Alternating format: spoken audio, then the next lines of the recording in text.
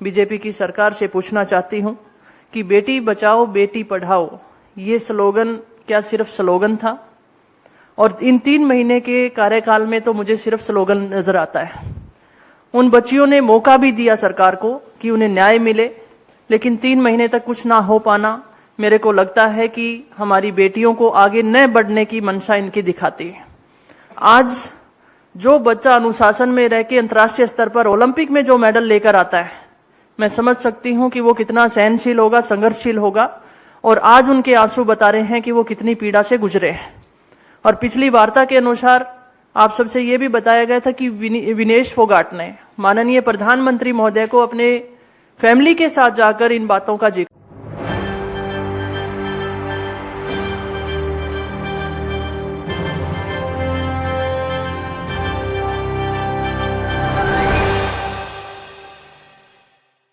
हम करें राष्ट्र आराधन तन से, मन से, धन से और यह जीवन से।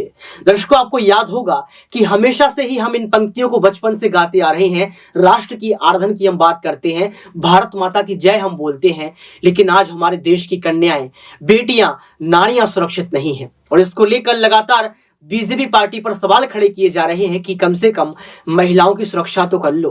और एक महिला इस पर खुलासा करती है, अपने दर्द को बयां करती है। उस वीडियो को आपको दिखाऊंगा, लेकिन आपको यह भी बताऊंगा कि आखिर क्यों यहां पर जो है बीजेपी पार्टी कहीं ना कहीं महिलाओं के समर्थन में नहीं उतरती है। आज स्मृति ईरानी शांत है, निर्मला सीतारमण शांत है, तमाम जो है बीजेपी पार्टी की महिलाएं भी शांत हो चुकी हैं।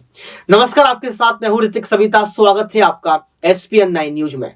दर्शकों, आपको बता दें कि यहां पर जो महिलाओं को लेकर खुलासा किया गया है, आखिर क्या कुछ खुलासा है, आप खुद ही सुनिए। आज से 3 महीने पहले भी मैं आप सबसे रूबरू हुई थी। आज फिर उस मुद्दे को लेकर हम आप सबके सामने हैं। देश की वो प्रतिभाएं जिन्होंने देश के तिरंगे का मान रखा, राष्ट्रगान विदेशी धरती पे बजवाया, और जिस दिन वो मेडल लेकर हमारे देश में पधारी, पूरे देश को गर्व था।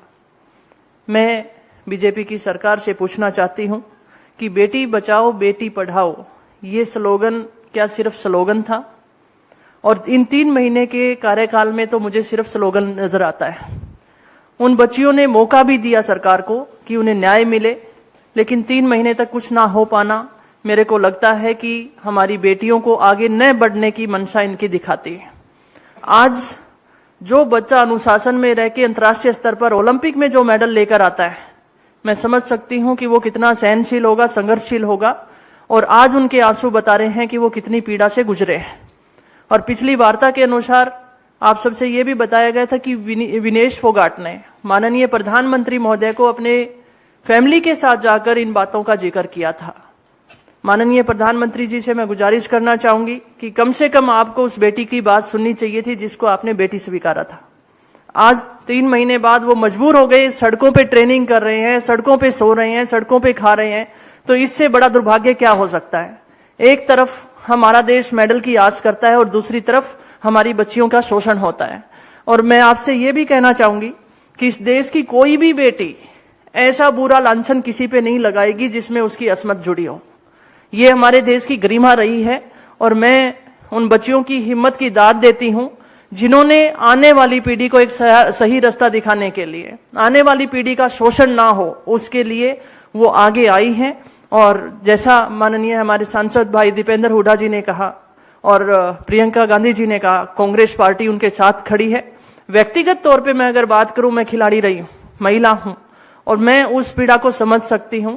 जब वो बच्चियां अपनी बात रख रही हैं और कमेटी बनाई गई, उनकी बातों को सुना नहीं जाना, बार बार ये सवाल प्रश्न चिन्ह लगाता है कि इतने महीने तक सरकार क्या कर रही थी, उनकी बातों को क्यों नहीं सुना गया।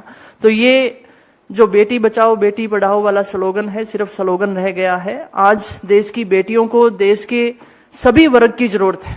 और मैं इतना भी कहना चाहूंगी, छोटी मानसिकता को परोस कर एक समाज से जोड़ा जा रहा है। जिस दिन वो पदक जीत कर लाते हैं तो वो देश की, भारत की बेटी होती हैं। और आज इस घटिया मानसिकता को आगे परोस कर इस प्रोटेक्शन को जब कमजोर करने की कोशिश की जा रही है, तो मैं कहना चाहूंगी कि ये उस हरियाणा की बेटी हैं जो किसान वर्ग से जुड़ा हुआ है, खून पसीने की कमाई से देश का पेट पालता है। ये पीछे हटने वाले नहीं है, न्याय के लिए लड़ते रहेंगे और न्याय हम प्राप्त करके रहेंगे। तो देखा आपने इस वीडियो को देखने के बाद आपको पता लग गया होगा कि किस तरीके से किरण पूनिया ने यहां पर एक के बाद एक बड़ा खुलासा कर दिया।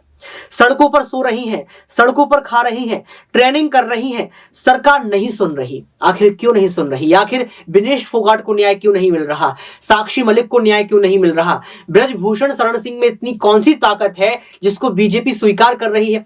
ब्रजभूषण शरण सिंह जैसे नेता को तो जो है जेल में डाल देना चाहिए।